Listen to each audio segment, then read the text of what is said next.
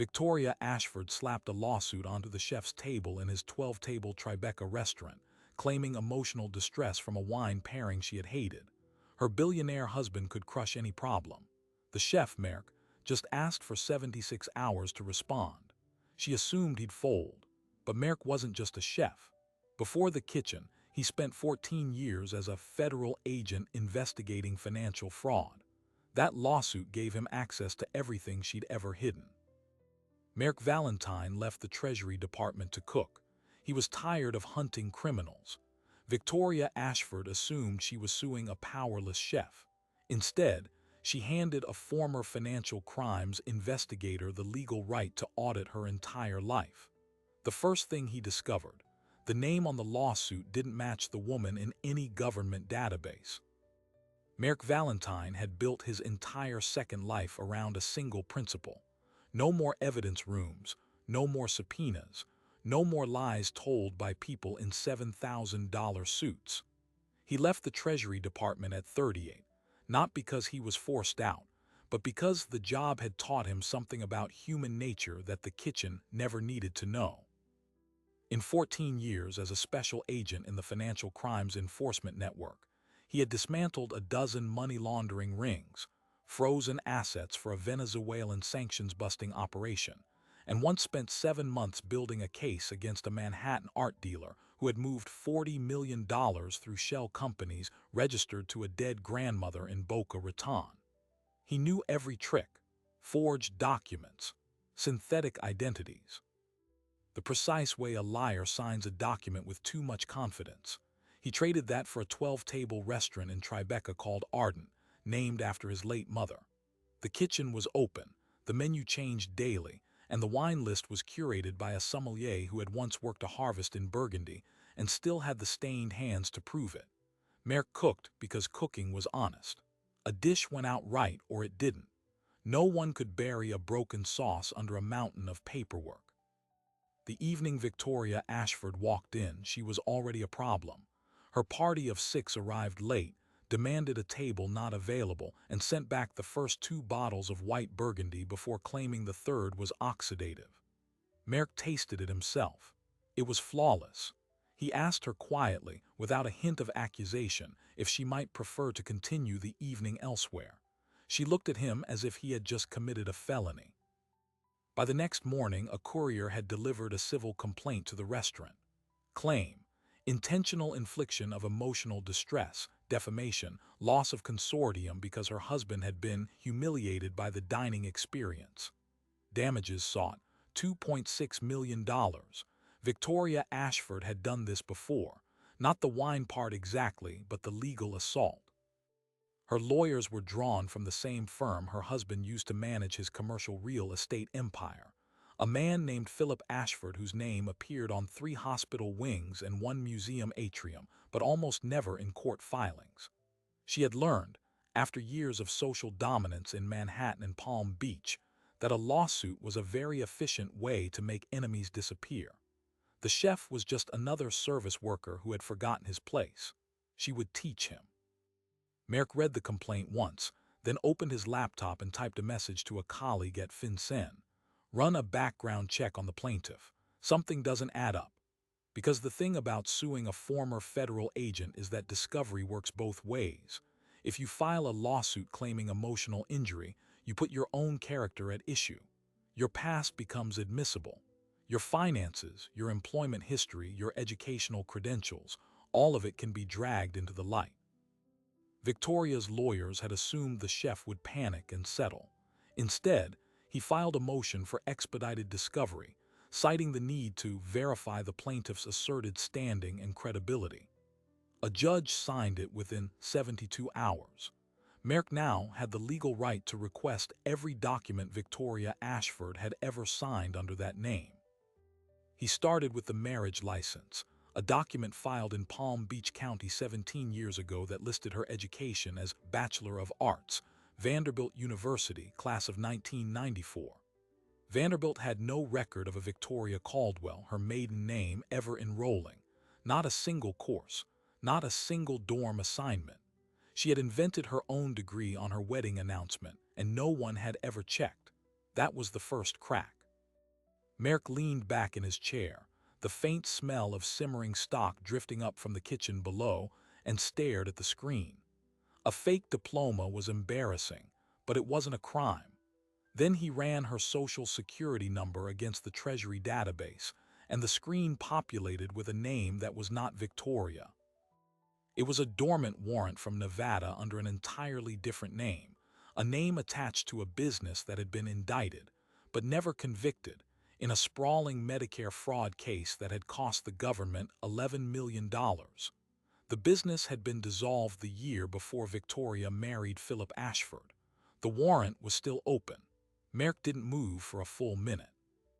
He just sat there, watching the cursor blink, understanding that the woman who had tried to destroy his restaurant for a wine pairing was hiding an entire deleted life. And he hadn't even made the phone call yet. He picked up the phone and dialed a number he hadn't used in 3 years. It rang twice before a voice on the other end said his name like a question. Valentine. Merrick didn't waste time. I need you to pull everything on an open warrant out of Nevada, case number 74-211-C. The name attached is not the one on the lawsuit, Merrick said. She's currently calling herself Victoria Ashford. Before that, she was someone else entirely. The line went quiet for a moment. Then the voice said, "Give me 4 hours." Those 4 hours stretched across a Tuesday afternoon while Merrick stood in his kitchen, breaking down a halibut and trying not to think about the fact that he had just pointed a federal investigator at a woman who could bury him financially even if she was innocent. But she wasn't innocent. He already knew that much. At 5:15, his phone buzzed with a secured document transfer. The file contained 17 pages. The name on the warrant was Cynthia Voss, a woman who had been the registered agent for a company called Horizon Medical Supply, incorporated in Las Vegas in 2008. Horizon had billed Medicare for $11.3 million in durable medical equipment, wheelchairs, oxygen concentrators, hospital beds, that were never delivered to a single patient. The scheme was elegant in its simplicity. Shell billing addresses, fake patient records, a rotating cast of straw owners who dissolved the company and vanished the moment investigators started asking questions. The indictment came down in March of 2009. 2 days before she was scheduled to surrender for processing, Cynthia Voss simply disappeared. No forwarding address, no credit card activity, no passport flagged at any border crossing. She ceased to exist. And then, 18 months later, a woman calling herself Victoria Caldwell surfaced in Palm Beach, engaged to a real estate magnate named Philip Ashford within 6 months of her arrival. The photographs from the wedding announcement, still archived on a society blog, showed the same face, older, polished with better dentistry and a nose that looked slightly different, but unmistakably, the woman who had been indicted for fleecing the American taxpayer. Merrick sat with this for a long time. He could have turned it over to the U.S. attorney immediately. A dormant warrant doesn't expire. Cynthia Voss was still wanted, but he wasn't a federal agent anymore. He was a chef with a failing restaurant and a lawsuit hanging over his head. He understood, maybe better than anyone, that evidence is not the same thing as justice. So he did something that surprised even him. He called a journalist, not a blogger, not a Twitter personality. A veteran investigative reporter named Susan Okpara, whose work at the Miami Herald had put 3 Medicare fraud operators behind bars in the previous decade. He told her what he'd found. She listened without interrupting, then said, "Send me the documents. I'll verify everything independently before I run a single word." Merrick sent them that night. The verification took 3 days. Susan Okpara called back with news that made the story even darker. She had tracked down the original case agent from the Nevada U.S. Attorney's Office, a man now retired named Jack Delahunt. Delahunt told her that the Horizon Medical Supply case had been his white whale, the one that got away. The primary witness, a former billing clerk who had agreed to testify against Cynthia Voss, had been run off the road on a desert highway outside Pahrump 4 days before trial. He survived, but he recanted his testimony immediately after being discharged from the hospital. The case collapsed. No witness, no conviction. Delahunt had always suspected that the threat didn't come from Cynthia alone. Someone with significantly deeper pockets had made that witness disappear. And that someone, Delahunt believed, was the man who had financed Horizon Medical Supply from the start. A shadowy investor whose name never appeared on any incorporation papers, but whose money moved through shell accounts in the Caymans and a small private bank in Zurich. The investor's name, Delahunt said, had been buried in a sealed portion of the indictment that was never made public, but he remembered it. He whispered it now to Susan Akpara on a landline, and when she heard it, she had to sit down. The name was Philip Ashford. That was the pivot. The billionaire husband wasn't a bystander who had married a troubled woman without knowing her past. He was the architect. He had bankrolled the entire fraud, laundered the proceeds through real estate deals in South Florida, and then helped Cynthia Voss vanish from federal custody so completely that she emerged on the other side as his wife. The marriage wasn't a romance. It was a merger. Victoria Ashford wasn't a socialite who sued chefs for sport. She was a fugitive who had been installed in polite society as the final stage of a long con. And the man standing next to her in every photograph, smiling for charity galas, had been pulling the strings from the very beginning. Merck understood instantly that he was no longer in a legal battle with a difficult restaurant patron. He was holding evidence that could unseal a federal indictment and expose one of the most successful financial criminals on the East Coast. He also understood that men like Philip Ashford do not go quietly. The Ashfords had built an empire on fraudulent Medicare claims, laundered into prime real estate, buildings that now held city contracts, pension funds, legitimate businesses run by innocent people who had no idea what their landlord had done. Collateral damage would be catastrophic. Merck could blow it all up, but doing so would destroy not just the Ashfords, but everyone whose livelihood depended on that empire. He sat in his apartment above the restaurant, staring at the ceiling, weighing a question no one teaches you in law enforcement. When you have the truth, and the truth will crush the innocent along with the guilty, what do you owe? Before he could answer, the phone rang again. It was Susan Akpara. Merck, you need to see this. Victoria Ashford just filed something new with the court. It's not a withdrawal, it's an amended complaint. Merck opened his laptop. The new filing accused him of racketeering, claiming his restaurant was a front for a money laundering operation tied to his former government work. She had flipped the script entirely, and attached to the complaint was a sworn affidavit from a former line cook, someone Merck had fired 6 months ago for theft, claiming he had seen cash exchanges and encrypted ledgers in the back office. The accusation was absurd, but it was specific and dangerous. Victoria Ashford was no longer trying to win a lawsuit. She was trying to frame him for the same crime she had committed. Merck read the amended complaint twice, the blood draining from his face. The line cook, Javier Ruiz, a man he had fired for stealing a case of truffle oil and $300 from the petty cash drawer, had signed an affidavit that painted Merck as a money launderer.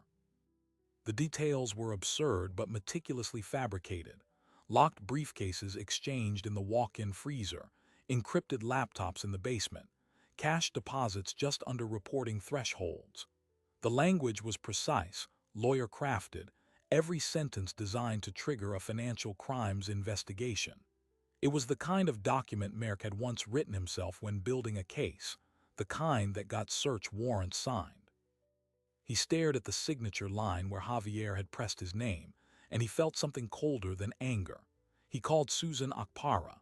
"They're framing me with my own playbook," he said. "You need to find Javier before they bury him." Susan was already ahead of him. She had spent the morning tracing Javier's phone records and discovered a flurry of calls to a prepaid number registered to a law firm that had represented Ashford properties in 4 states. She drove to Javier's apartment in Washington Heights, a basement unit with barred windows and a single light on in the kitchen. His wife answered, holding a baby, fear etched into her face. Javier was undocumented. Victoria Ashford's attorneys had discovered this within hours of deciding to flip the lawsuit. They had offered him a cruel bargain: sign the false affidavit and they would guarantee his work visa application sailed through. Refuse, and ICE would be at his door before the end of the week. Javier had a 6-month-old daughter. He signed. Susan recorded the entire conversation on her phone with the wife's trembling permission and left the apartment with a video that would gut the Ashfords' entire amended complaint. But that was when the story got bigger and darker in a way that even Merck had not expected.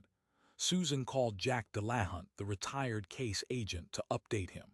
Delahunt listened, then said words that made her stomach drop. "They've done this before." The witness who was run off the road in Pahrump, the one who recanted, his name was Luis Carrillo. He was undocumented too. The crash wasn't a random threat. It was the same playbook. Leverage their immigration status, break them, and if they won't break, remove them. Philip Ashford has been using vulnerable people as disposable shields for over a decade. The accident that had cost the prosecution its case was not an accident at all. It was attempted murder, and the man who ordered it was the same billionaire who now smiled at galas and had his name on hospital wings. Susan tracked down Luis Carrillo. He was living in El Paso, Texas, under yet another assumed name, supporting his family by repairing air conditioners. He was still terrified. But when she told him that Ashford had done the same to another man, a cook with a baby, and that this time there was a former federal agent fighting back, Lewis went silent for a long time. Then he said, "I will testify. If you can keep my family safe, I will tell them everything." Susan called a contact at the FBI field office in Phoenix. Within hours, Luis Carrillo and his family were in protective custody. The dormant Nevada case was no longer dormant. It was a live federal investigation, and Merrick Valentine was now the key to unlocking it. The pressure on Merrick intensified by the hour. Philip Ashford's lawyers filed an emergency motion to freeze his restaurant assets, claiming the business was an instrument of fraud. A federal magistrate, not yet aware of the FBI's involvement, granted the temporary freeze. The restaurant closed for the first time in 4 years. Merrick stood in the dark kitchen, his staff sent home, the walk-in humming empty, and felt the weight of everything pressing down. The lawsuit was only the visible layer. Beneath it, an empire built on stolen Medicare funds and crushed witnesses was using every instrument of the legal system to annihilate a single man who had discovered its secret. But Merrick had one advantage that Philip Ashford did not. He had already lived the worst day of his life, the day he walked out of a treasury building and promised never to lose to people like this again. He was not going to lose. He just needed one more piece.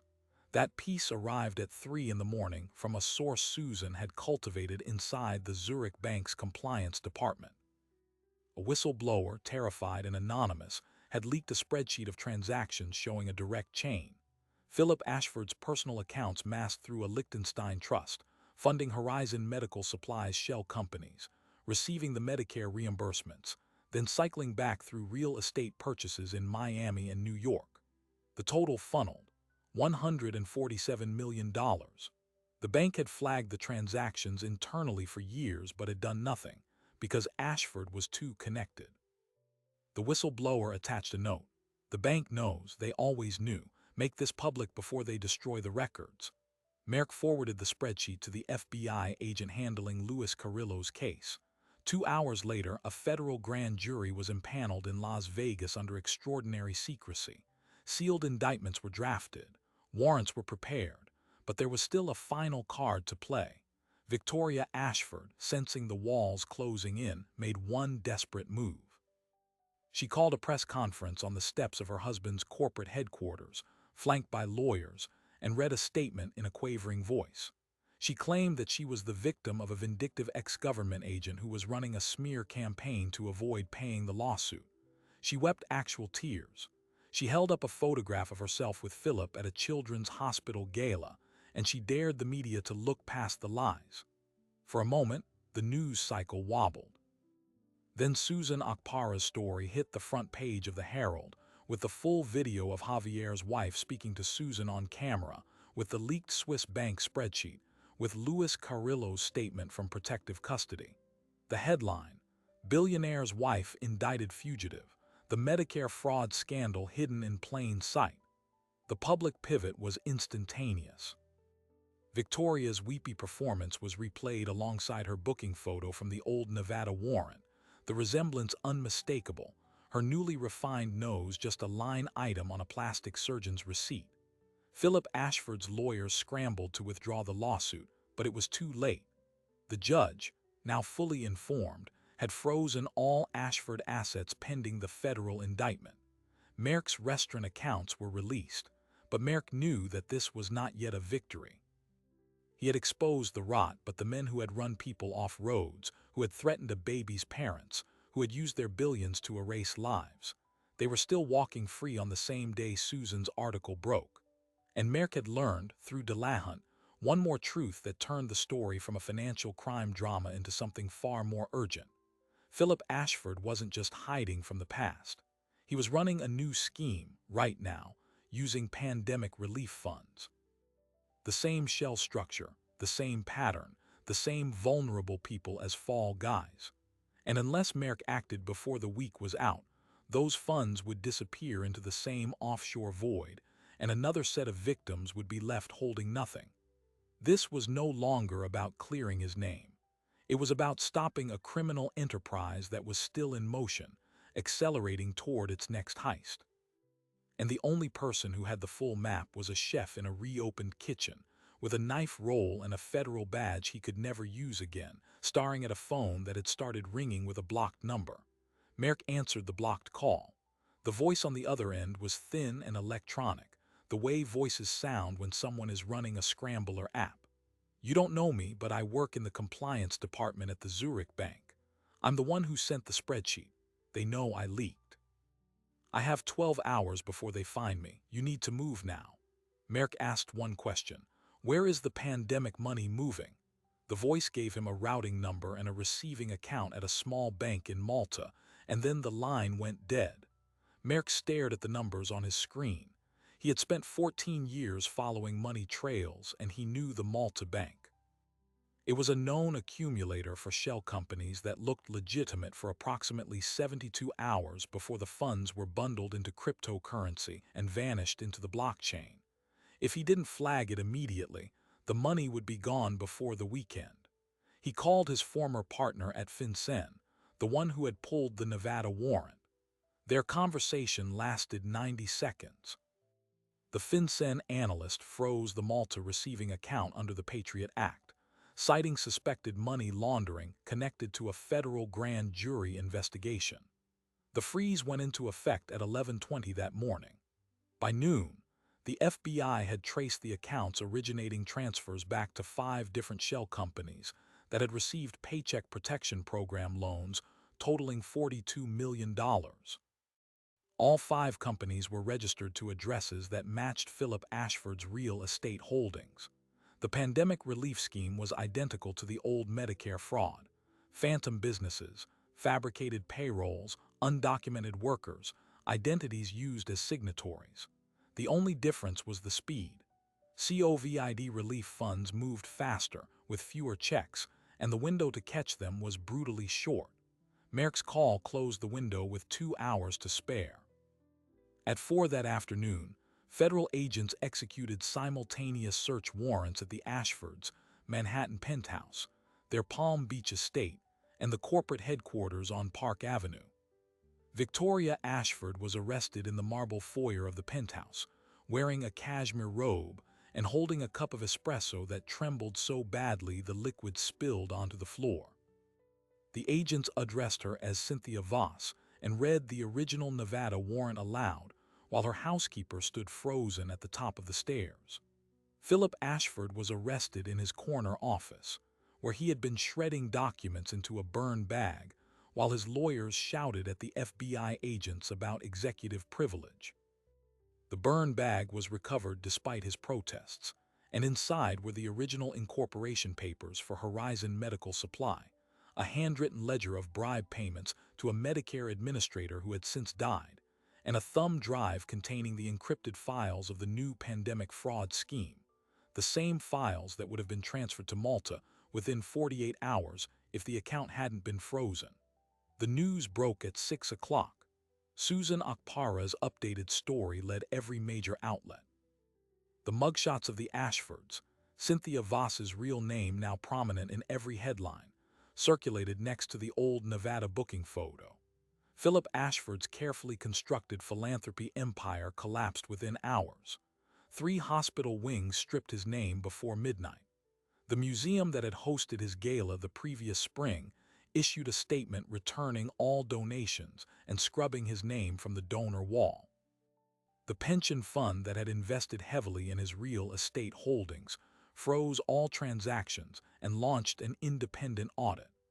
Javier Ruiz, the line cook who had been coerced into the false affidavit, was granted an emergency visa after the Department of Justice filed a motion citing his cooperation as critical witness in a federal fraud case. Merck personally rehired him the day the restaurant reopened, not as a line cook but as sous chef, with a salary that reflected the apology Merck felt but didn't need to say aloud.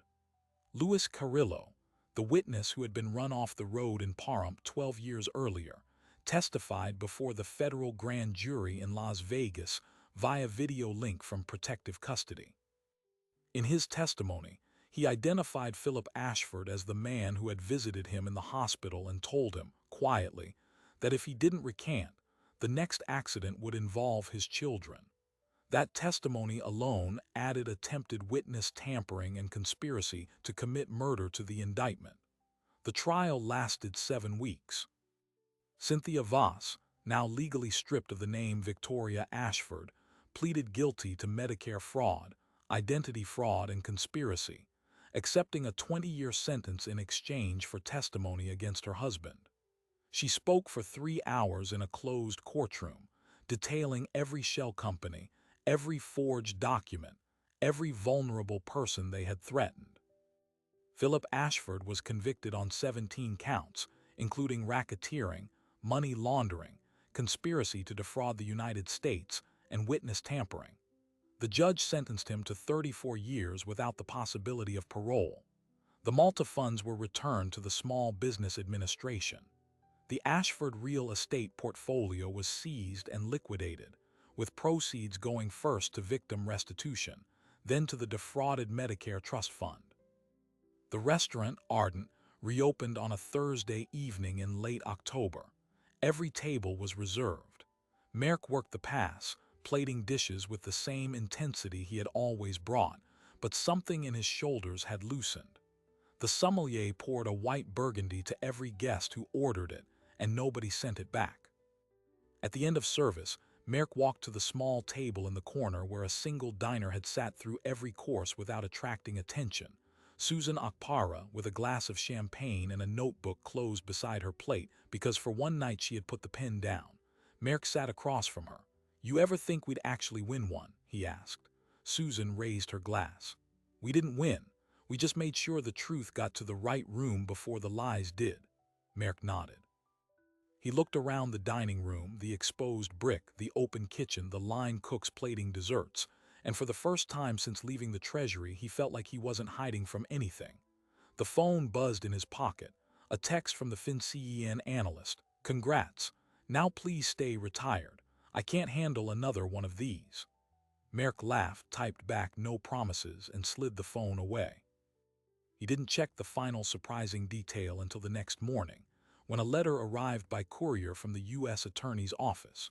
It was a formal commendation for extraordinary civilian cooperation in the disruption of a multi-million-dollar fraud enterprise, signed by the Attorney General.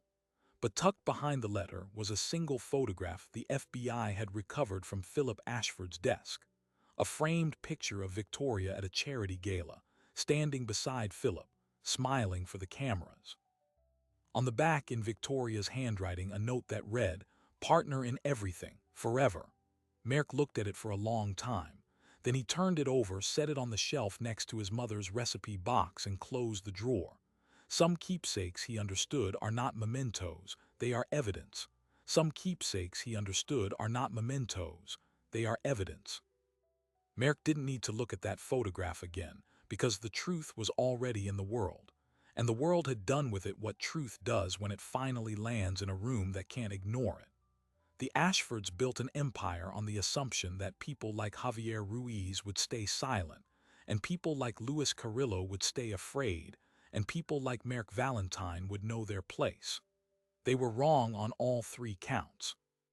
Not because the system worked, but because a handful of individuals refused to do the easy thing. A line cook's wife spoke into a stranger's phone. A terrified witness in El Paso said, "I will testify," after 12 years of silence. A journalist drove to a basement apartment and listened. A retired agent whispered a name he had been carrying for a decade.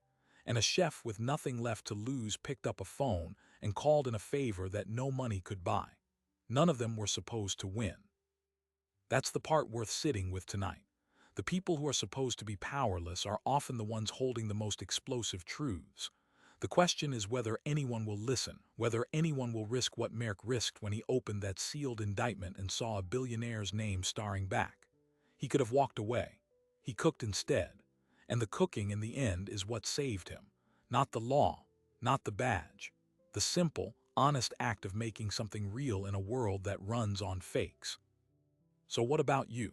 Have you ever seen someone stand up when everyone expected them to fold? Drop it in the comments.